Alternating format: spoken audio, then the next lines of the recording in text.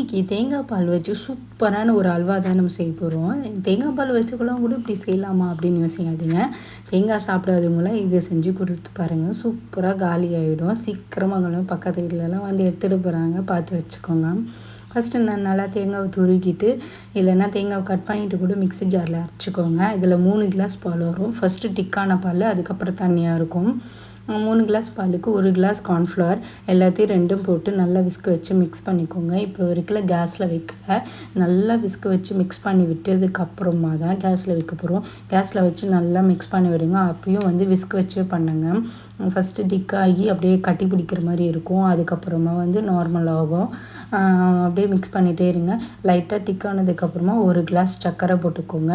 சர்க்கரை போட்டு நல்லா மிக்ஸ் பண்ணுங்கள். ஒரு ஸ்பூன் நெய் போட்டுட்டு நல்லா மிக்ஸ் பண்ணுங்கள். அப்புறம் ஏலக்காய் 1 போட்டுக்கோங்க. நல்லா பிச்சு போட்டுருங்க. அப்புறம் நல்லா ஸ்மெல்லாக இருக்கும். கொஞ்ச நேரம் கழித்து இன்னொரு ஸ்பூன் நெய் போடுங்க. மொத்தம் 3 ஸ்பூன் நெய் போட்டிருக்கேன். உங்களுக்கு வேணால் 2 கூட யூஸ் பண்ணிக்கலாம், ஒன்றும் பிரச்சனை இல்லை.